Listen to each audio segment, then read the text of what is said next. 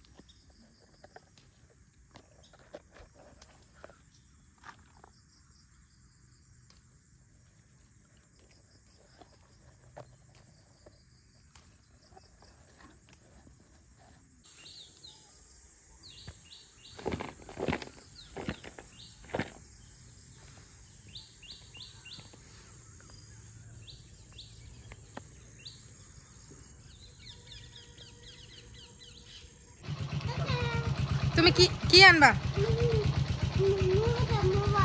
Mobile দিব? তুমি video করবা?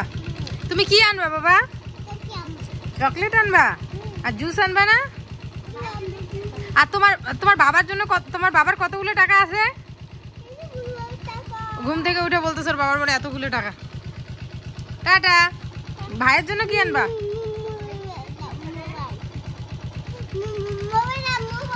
না নিয়ে যাও। যাও তুমি, থাক মোবাইলটা আমার কাছে, আমি ব্লক করব, তুমি যাও। এটা আমার মোবাইল তো, তোমার বাবারটা তোমার বাবার কাছে আছে। টাটা।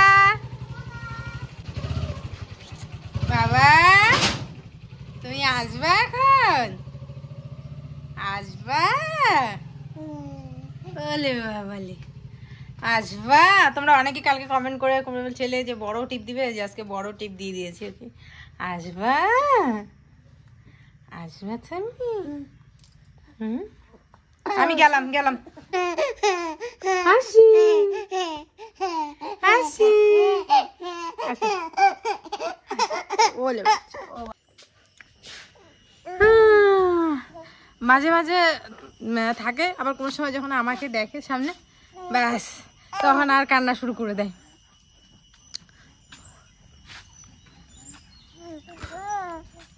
বড় ছেলে একটুখানি ঘুরতে গেল ওর বাবার সাথে, অনেকক্ষণ উঠছে তো থাকতে যাইতেছে না, মাটিতে লুটোপুটি খাচ্ছে, তোর বাবা একটু নিয়ে গেল।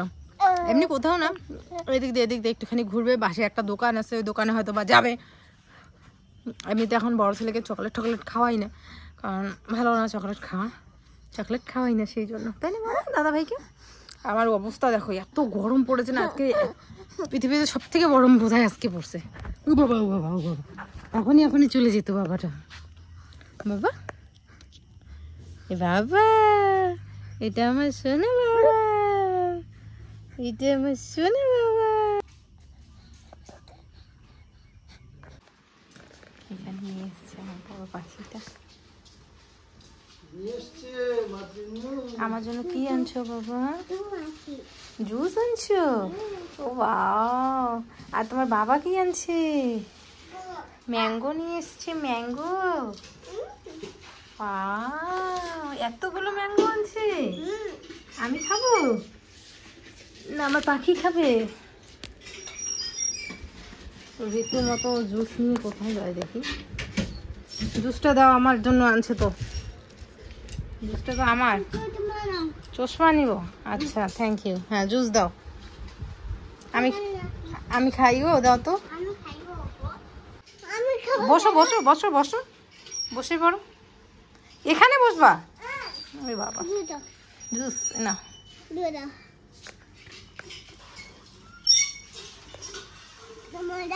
কি মজা,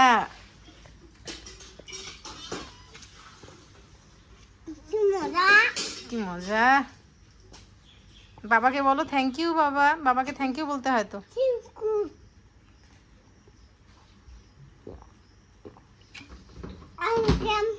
হ্যাঁ ও নিজেই কয়ে দেয় ওয়েলকাম। ইস আসতে হয়েছে, এখন আর একটু ঠান্ডা হোক, একটু একটু করে খেতে হয়। ভাবি একটু একটু করে খাবা। মজা নিয়ে আসছে।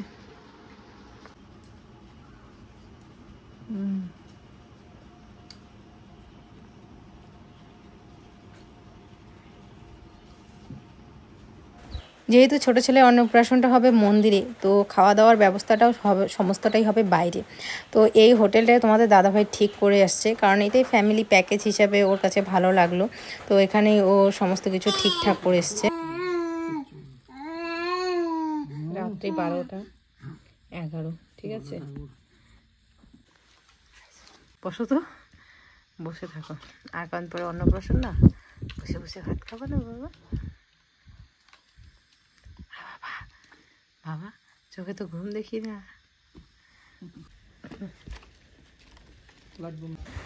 যেহেতু সবাই মিলে যাব, অন্নপ্রাশনটা যেহেতু বাড়িতে হবে, সবাই বাইরেই হবে, তো সবাই মিলে যেহেতু যাব, তো খাওয়া দাওয়ার ব্যবস্থাটা সমস্তটাই বাইরে হবে। তো সেই জন্য ওই হোটেলটা ঠিক করে আসলো, তার সাথে যেখানে মানে মুখে আর কি দেওয়া হবে প্রসাদ, সেই মন্দিরে গিয়েছিল, ওখানে পুরোহিতের সাথে কথা বলে আসলো। ওখানে একটা সিস্টেম ভালো লাগলো কি, যে তোমরা যদি পায়েস দাও সেটাও হচ্ছে ওরাই রান্না করে আর কি ঠাকুরকে দিবে ভোগ আর কি, ব্রাহ্মণ।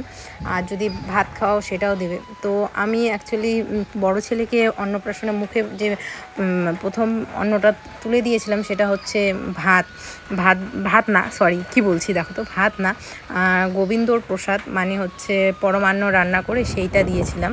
তো সেটাই আমি ছোটো ছেলেকেও দিতে চাচ্ছি। তো সেই জন্য ভোগ হিসাবে ওখানে আমরা পায়েসের আর কি সমস্ত খরচা দিব, ওরাই রান্না করে ওরাই আর কি ঠাকুরকে দিবে। তো সেটাই আর কি মুখে দেওয়া হবে। তো এইভাবেই করা হবে। আর বাড়িতে তো অনুষ্ঠান হবে, কিন্তু যেহেতু সবাই মিলে বাইরে যাব, তো সেই জন্য ওখানে তো আর কি একটা খাওয়া দাওয়ার ব্যবস্থা করতেই হয়, তাই না বলো? তো সেই জন্যই আর কি সেদিনকার যে খাওয়া দাওয়ার অ্যারেঞ্জমেন্টটা, সেটা ওই জায়গাতে, ওই হোটেলটাতেই হবে। ফিরে আসলাম বন্ধুরা পরের দিন। আগের দিন ব্লগ যতটুকু দেখেছো অতটুকুই কন্টিনিউ করতে পারিনি, কারণ আমার শরীরের অবস্থা প্রচণ্ড খারাপ। রাত্রে এক ফোঁটা ঘুম হচ্ছে না, কালকে রাত্রে এক ফোঁটা ঘুম হয়নি, কারেন্ট চলে গেছে।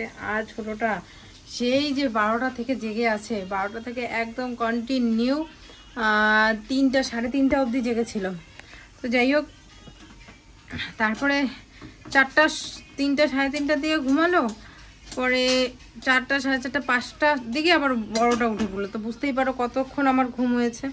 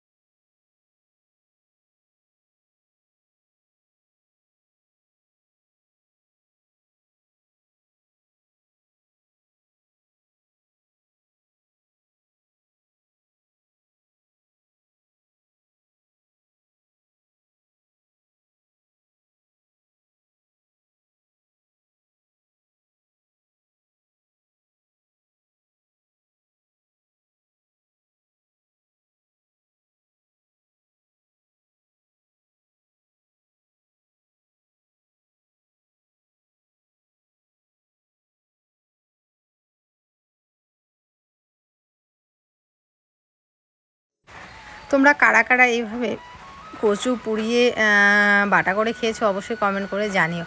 আরেকভাবে করা যায়, সেটা হচ্ছে সেদ্ধ করে। তো সেদ্ধ করেও করা যায়। আর এটা করলে না একটা পোড়া পোড়া যে একটা ফ্লেভার ওটা থাকে, ওটা বেশ সেন্টটা দারুণ লাগে। তো করেছিলাম, এত টেস্টি হয়েছিল। আর এটার সাথে যদি গরম গরম ভাত হয়, আর যদি এই বাটাটা হয়, এক থালা ভাত একদম নিমিষেই, মানে সকালের খাবার জন্য, ভাত খাওয়ার জন্য একদম আদর্শ একটা খাবার। তো এটাই আমি ভাবছি করব। আর ঘরে সেরকম সবজি নেই আসলে, সকাল বিকেল এত বৃষ্টি হচ্ছে, এত হাওয়া হচ্ছে, যার কারণে বাজারটা যাওয়া হচ্ছে না। আর আমাদের বাড়ি থেকে বাজারটা একটুখানি দূরে, আর তো সেই জন্যই আর কি ও যেতে, মানে বৃষ্টির মধ্যে স্যাঁতস্যাঁতে অবস্থায় বাইক আর কি বের করে যেতেই চায় না, কয় বাইক নোংরা হয়ে যাবে, হ্যান হয়ে যাবে, ত্যান হয়ে যাবে। আর আমিও না অত চাপ দিই না, কারণ আশেপাশে ঠিক আছে সবজি, আর বর্ষার দিনে না এগুলো দিয়ে চালিয়ে দেওয়া যায়। তো সেই জন্যই আর কি ভাবলাম যে আজকে কচু পোড়া করি, বেশ ভালো লাগে আমার কাছে, কিন্তু ভালো লাগে। আর আমার কাছে কি বলতো, একটুখানি শুকনো মাছ যদি থাকে আমার আর কিছু লাগে না। অত মাছ মাংসের প্রতি যে একটা লোভ বা কিছু, সেগুলো নেই। আর সবজি বলতে গেলে আমাদের খেতে প্রচুর সবজি আছে, লঙ্কা, বেগুন, আমাদের আলু আছে, তারপরে না বটবটি, তারপর হচ্ছে যেগুলো আর কি বাজারের সবজি এখন অ্যাভেলেবেল, সেই সমস্ত কিছু, কুমড়ো, তারপর হচ্ছে কুমড়োর শাক, মানে নানান সবজি, শশা, তারপর আর কি জানি বলে ওটাকে, চিচিঙ্গে, তারপর হচ্ছে কাঁকরোল, সমস্তটাই আমাদের খেতেই পাওয়া যায় অ্যাভেলেবেল, যেগুলো আর কি বাজার থেকে কিনে আনা হবে। তো সেই জন্য আর সবজি কেনার জন্য এক্সট্রা করে বাজারে যেতে বলে না, আমি বলি না আর কি। আর যেগুলো এখন কি বলো তো, মাছ মাংস এতটা ভালো লাগে না এখন খেতে, আর খেতে তো সেই জন্যই আর কি বললাম যে থাক, এখন কদিন যেরকম আছে ওরকমই চলুক। আর এই আর কি। তো চলো এটা পুড়িয়ে নিচ্ছি, পুড়িয়ে আমি নিচ্ছি না, পুড়িয়ে তোমাদের দাদাভাই আমাকে দিচ্ছে। আমি বললাম একটুখানি পুড়িয়ে দাও উনুনের মধ্যে, আর আমি ওদিকে কিন্তু বাকি রান্নাগুলো করছি। ওদিকে কচুটা পুড়তে পুড়তে এদিকে হচ্ছে শুকনো খোলায়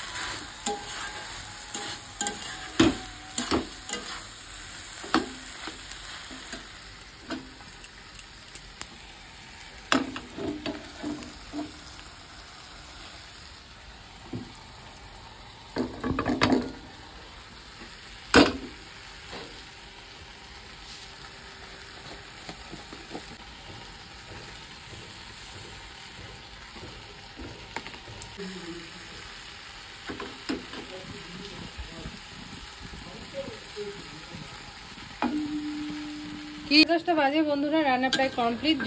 ডালটা ফোড়ন দিয়ে দিলাম, এখন একটু জাল উঠলেই বা ডাল হয়ে যায়।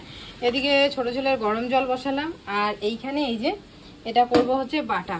তো কচুটা ওই ঘরে এখনো পোড়া হচ্ছে, পোড়া হলে পরে করে নেব। আর এদিকে রসুনগুলোকে আমি হাফ ভাজা করে নিয়েছি, একদম সেদ্ধ হওয়ার মতো হয়ে গেছে। আর লঙ্কা বলতে এই যে এই লঙ্কাটা যে এত ঝাল, বলে বোঝানোর মতো না। এই দেখো রসুনগুলো কিরকম সিদ্ধ হয়ে গেছে। এই লঙ্কাগুলোর একটা লঙ্কা কেউ পুরোপুরি খেতে পারবে না, তো সেই জন্য একটা লঙ্কা এটাই দিলাম আর দুটো এমনি দিলাম। কারণ কি বলতো, এই কচুগুলোতে একটুখানি ঝাল না হলে ভালো লাগে না, সেই জন্যই আর কি। তো এদিকে ডালটাও ফোড়ন হচ্ছে। তো চলো, এদিকে আমার জলটাও হয়ে গেছে। সকাল থেকে যতক্ষণ না কাজগুলো কমপ্লিট হয় না ততক্ষণ মাথাটা ঘুরতে থাকে, মানে কখন কাজগুলো হবে, কখন কাজগুলো হবে। আর এমনিতেও আজকে আমার প্রচণ্ড মাথা ব্যথা করতেছে, মানে আমি বলে বোঝাতে পারবো না, এত মাথা ব্যথা করতেছে। আর চোখগুলো পুরো কি বলতো লঙ্কার মতো আর কি জ্বালা করতেছে, যখনই বন্ধ করি তখনই জ্বালা করতেছে। একটুকুও ঘুম হয়নি এসে, তো ঘুমাবো যখন দুপুরবেলা তখন হয়তো বা একটুখানি শান্তি লাগবে। হ্যাঁ খাবা?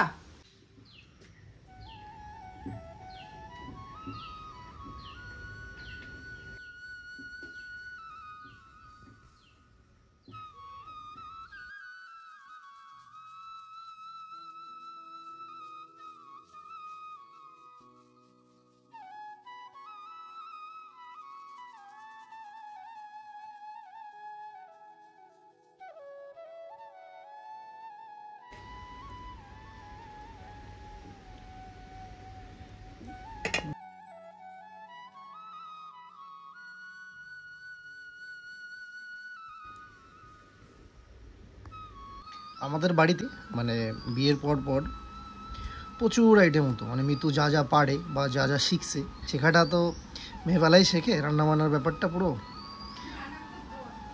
রান্না করতেও প্রচণ্ড ভালোবাসে, বানাতে খুব ভালোবাসতো।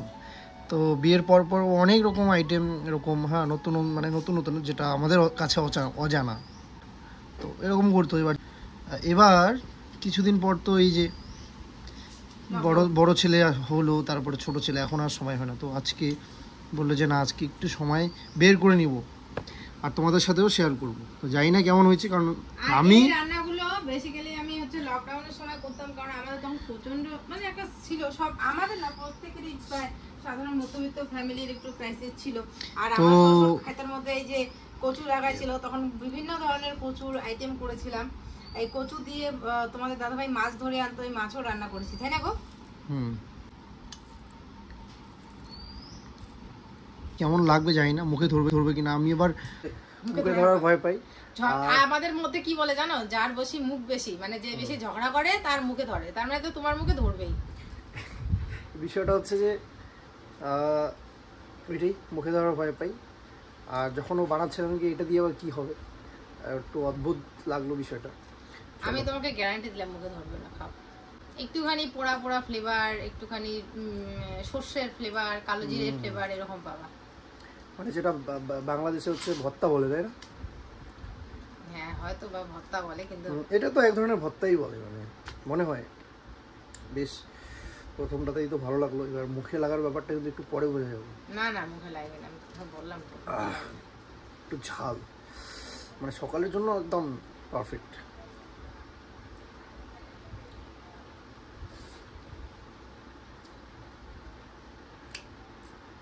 ভালোই হয়েছে। কি বাবা?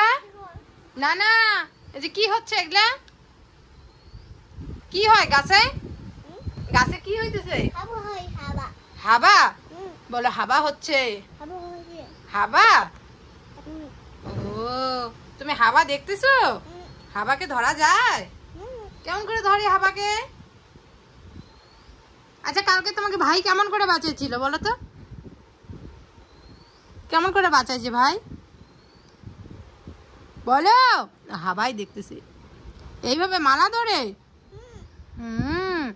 বলো কেমন করে পড়ে গেছিলা? তো কালকে ও এই সোফাটাতে বসছে, আর আমি পুচকুকে ছোটটাকে নিয়ে এখানে বসে আছি। ও ফাট করে পেছন দিক দিয়ে পড়ে গেছে, তো আমিও ধরেছি। আবার ওর ভাই আবার কিভাবে জানি না, ওর গলার মালাটার মধ্যে ওর ভাইয়ের হাত শক্ত করে ধরছে ওর ভাই। আমাকে বলছে কি মা তুমিও আমাকে খপ করে বাঁচাইছো, ভাইও আমাকে বাঁচাইছে। ভাইও বাঁচাইছে না বাবা? ভাইকে তুমি ভালোবাসো? কতটা ভালোবাসো ভাইকে? দেখাও, হাত দিয়ে দেখো কতটা ভালোবাসো। কার ভাই ওটা? কার ভাই ওটা? বলো কার ভাই? কার ভাই হয় মিতাঞ্জ? আমার বড় ছেলে কঠিন কঠিন শব্দগুলো উচ্চারণ করতে পারে, কিন্তু সোজা সোজা আচ্ছা আচ্ছা তুমি সও ও একটু মামে নেশা হচ্ছে হয় না। হাওয়াকে বলে হাবা, হাবা শুরু হয়েছে। আরো অনেক এরকম আছে শব্দ যেগুলো বলে না, অথচ মোবাইল ফোন, তারপরে আরো নানান জিনিস কি ওর বাবা বলতেছে জিমেল, টেলিগ্রাম, এগুলো বলে ফেলে।